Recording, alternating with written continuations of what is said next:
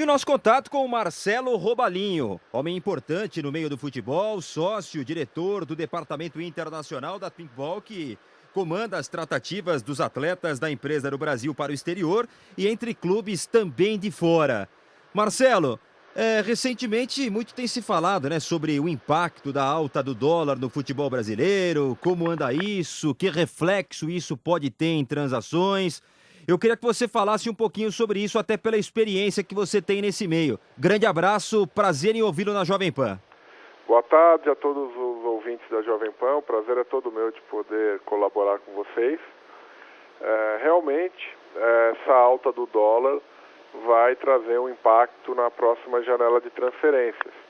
Essa é a nossa expectativa inclusive é que o dólar supere a barreira que está sendo negociado hoje e certamente vai aumentar o êxodo de jogadores do Brasil para o exterior.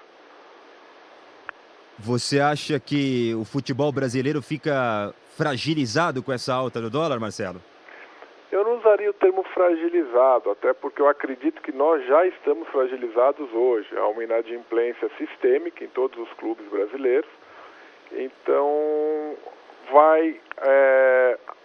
essa alta do dólar vai possibilitar que os clubes brasileiros façam frente às suas despesas correntes.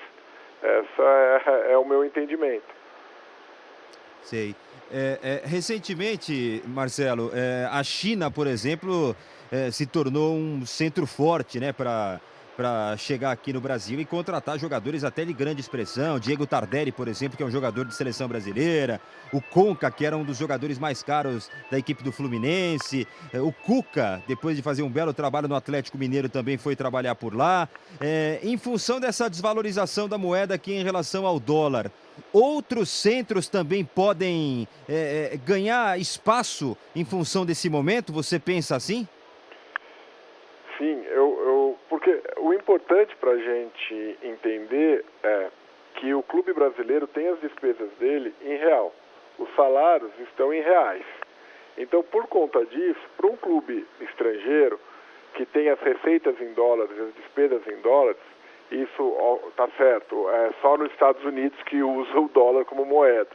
Mas China, Ásia, em geral, incluindo aí países árabes, eles dolarizam os contratos dos jogadores, tá certo? Então, por conta disso, quando você faz o câmbio, para o clube brasileiro, que há 6 meses atrás, 100 mil dólares eram em torno de 280 mil reais, hoje, 100 mil dólares é em torno de 330 mil reais. E a nossa expectativa é que no mês de julho e agosto, o dólar vai estar batendo uns 3,60. Então, para o clube brasileiro, com a despesa em reais, esse aumento, esse ganho de câmbio, representa uma tentação maior de se fazer a transferência. É isso que tem que ficar bem claro para os ouvintes da Jovem Pan.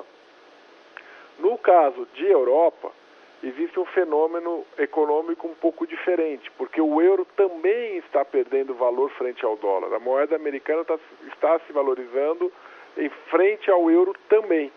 Então, o mercado europeu, o impacto vai ser um pouco menor do que para as economias que utilizam o dólar como moeda de fixação de contratos. Tá? Mas, de qualquer forma, o euro também está se apreciando frente ao real. Tá? Um exemplo, assim, quando transferimos o Mariano para o Bordeaux da França, o euro estava em torno de 2,30. Hoje está próximo de R$ 4. Então, a diferença é muito grande. Sei. A gente vê hoje, Marcelo, grandes clubes do futebol brasileiro sem o chamado patrocinador master.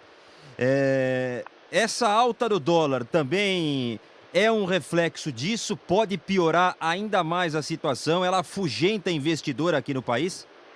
O mercado publicitário, ele tem a sua lógica própria, né? O preço do patrocínio master para um time, ele é calculado de acordo com o custo que tem uma publicidade na Jovem Pan ou num canal de televisão. O patrocinador, ele mede a exposição da marca dele pelo custo, né?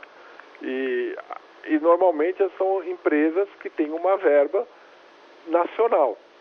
né? Então eu não vejo o impacto do dólar, exceto o caso de multinacionais que destinem uma verba em dólar para subsidiária no Brasil. Nesse caso, o patrocinador vai conseguir ter mais poder de compra do espaço publicitário. Esse é o impacto do dólar em relação ao patrocinador. E a partir da decisão da FIFA no dia 1º de maio, Marcelo Robalinho, você acha que tipo de reflexo isso vai ter no futebol aqui brasileiro? Olha, esse reflexo já começou a acontecer esse ano, tá? Os investidores estão com medo, né? Porque os investidores foram fomentadores de diversas transferências no mercado brasileiro e europeu também, tá? Diga-se de passagem, o mercado português, o mercado espanhol e outros foram muito fomentados com dinheiro de investidores. Então, esse é um contraponto que pode frear a saída de jogadores, tá? Mesmo com a alta do dólar, mesmo com a apreciação do euro, isso é um contraponto que pode diminuir o mercado, que pode contrabalancear, tá? Porque os investidores hoje não têm segurança jurídica de fazer os contratos adquirindo os percentuais de jogadores. Ô Marcelo, até pra gente já ir fechando, agradecendo a sua participação aqui na Jovem Pan. Vou dar um exemplo aqui, como o Guerreiro, por exemplo, do Corinthians.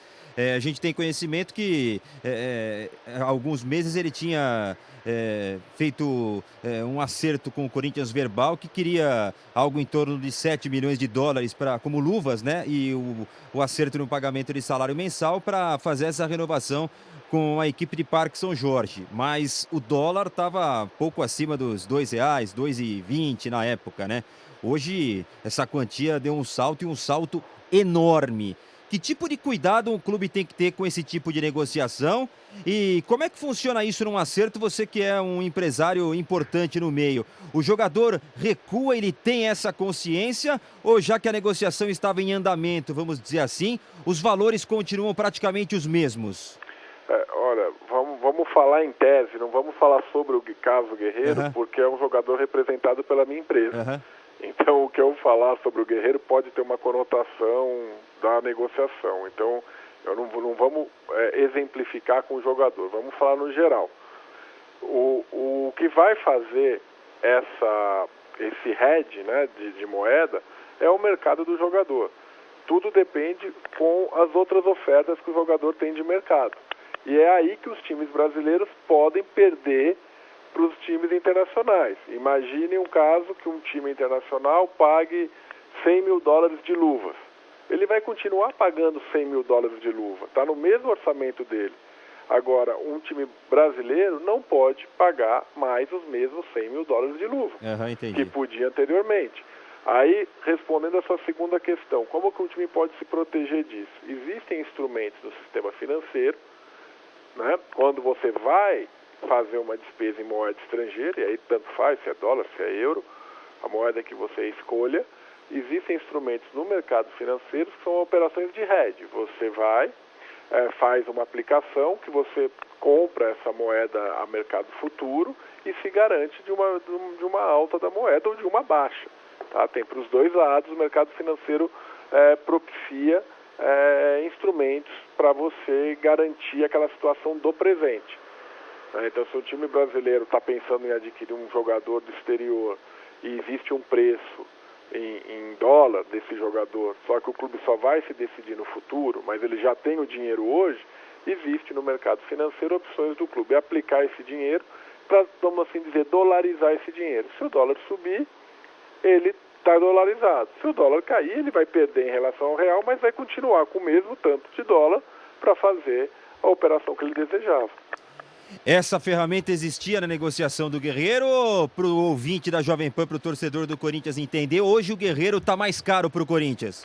Então, de novo, eu não quero falar sobre esse caso, até porque não sou eu que estou à frente das negociações, né? Como você bem ressaltou, eu cuido mais do mercado internacional. Então, esse caso Guerreiro, eu não quero falar especificamente, a gente está falando em gênero. Entendi. Tá certo. Queria agradecer a sua participação aqui na Jovem Pan, Marcelo Robalinho. Boa sorte aí na sequência do trabalho. A gente volta a se falar, Marcelo. Tá, joia. Muito obrigado, hein? Prazer falar com vocês e boa tarde a todos.